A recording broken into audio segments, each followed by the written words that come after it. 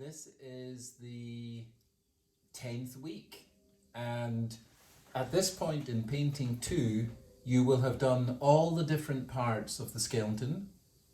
You will have drawn each one of them, and last week I asked you to email or text me the skeleton, the complete figure drawn again. So you have to do that and send that in. So far I've received, I think just one, two, so some of you are letting it slip a little bit, so do send it in when you can.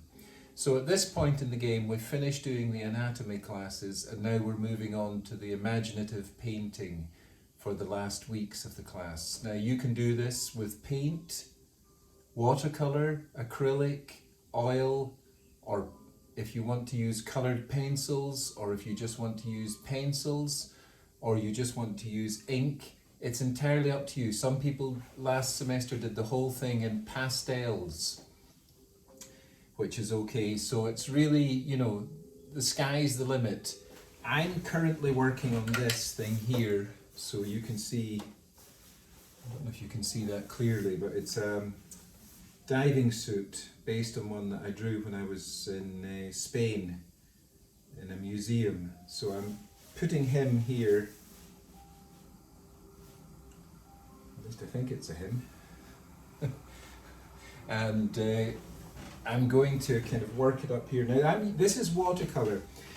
Just to give you a quick idea of the setup with watercolour, I have here a sheet of glass which I'm using as the palette. I've got 2 containers of water, one clean and one dirty, and I'm using it, and I'm going to have this diving suit against the wall here, and something's going to happen in this other bit. There's a large other piece of the paper here that I've got to cover.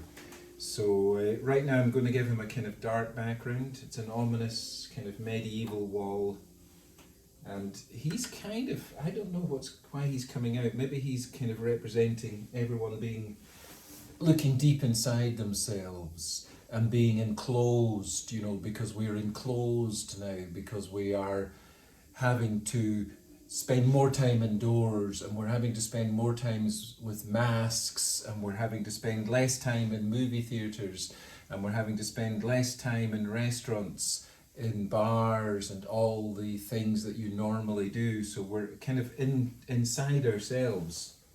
So I think maybe that's why I'm doing this. I'm never sure. The thing about the second painting is you have to let whatever is inside you come out. You know, it should be an honest account of what you feel, and sometimes, you know, you can't plan that. It comes out like air, you know, it just emerges out. So what I want you to do with the second painting is to allow something to emerge naturally and organically. So I'm working away at this thing. Now I'm using, these are watercolour brushes. You may not have these. And if you want to use the acrylic paint from last semester that you were with me, you can water it down and use it in a kind of watercolour way. You know, it's got 2 usages, acrylic. It can be used in a kind of watercolour way, and it can also be used in a kind of oil paint way. In other words, you can go thick with it and put layers on it, or you can use lots of water like I'm doing with this guy and go thin on it, and just use it like that. Now I'm going to have to do some more work on this wall stuff behind here. Now you can see I'm doing this in very thin washes, building it up incrementally and slowly. And if something goes wrong, what I do is take clean water again. Like this bit here has gone a bit scoofy, and I just rub it in like that. Now I'm doing this particular piece on paper. You might want to do it on canvas. I've sealed the paper down with tape so that it doesn't buckle and bend with all the water. So that's that, you know, and I've got some examples here of things that I've done before, and this is just to inspire you for the second inspirational painting. Here is one watercolour that I did after I visited a concentration camp in Germany. And that was truly a horrifying place where they exterminated men, women and children, and millions of people died during the war. So this painting was done in a kind of state of depression after visiting that place, because I think my brain could not comprehend such a degree of man's inhumanity to man. And this became a sort of exorcism to expunge those feelings out of me and create this piece of work. This was done for an exhibition called The Artist and the Whale, and it was about the whaling industry where they killed whales. And I met a man who was an old whaler who worked on one of these whaling ships. I met him in Dundee, and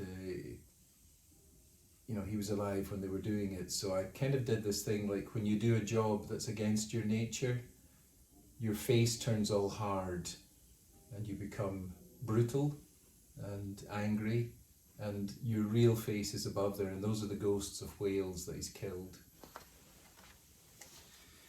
So all my life I've had to do jobs while I was painting, because I inherited no money or silver spoon in my mouth. So this was one guy I worked with in a warehouse for a supermarket. We'd get there at 5 o'clock in the morning, and we would stack all the foods that would be taken away by trucks for the supermarket. And this guy worked with me. I was one of the food stackers in the wooden things, and he worked the forklift truck. So I used to sneak and draw bits of his face day by day, and then actually he found out what I was doing. He said, "I know what you're doing, you're drawing me." And he actually gave me the helmet and the jacket so that I could make the painting better when I got round to it. So that's him there. This painting is watercolour again. I do them piece by piece. I started with the helmet, and then I tried to work out what was going to go around it. And this particular painting was bought by a Japanese buyer, and it ended up on the front of a Japanese telephone cards. So that did pretty well, that one. And it was just done piece by piece. I'd do the helmet first, leave it, and think, what am I going to do next? Then I did the ship in the background with the guy sitting there with the deer's head. And then I did the sea. Of course I did the front head, and then the stuff floating above there. So piece by piece. This particular painting is oil paint, this one, and it ended up on the album cover of a Scottish pop group called Wet Wet Wet. And I was on MTV talking about it, and it was for their song Wet Wet Wet, and it was called Julia Says. It was from an album where they commissioned artists to do paintings, and it was called Picture This. So that's that one. And this one was in an old castle in Scotland, and it's kind of about the wind blowing through the castle. And this particular painting, after I finished it, it's an oil painting, and somebody told me, I don't know, can you see the ghost of a horse there? He said that's where they actually kept horses, so maybe I was feeling the energy of those horses. This one is a man who used to live in my hometown, and he worked in the railway station. And I've got him here picking up tickets from people who've not paid, and he's knocked off their noses and they're inside the train. That's a watercolour on paper. And this is also from my hometown. This man had a bicycle repair shop, so I just decided to paint it in watercolour, and I tried to pack it out with interesting things. Obviously, a lot of this stuff was not in the shop. I just stuck it in there to make it more visually interesting, and maybe I was compensating trying to make the shop more vibrant than it really was, because it was kind of dark and dingy.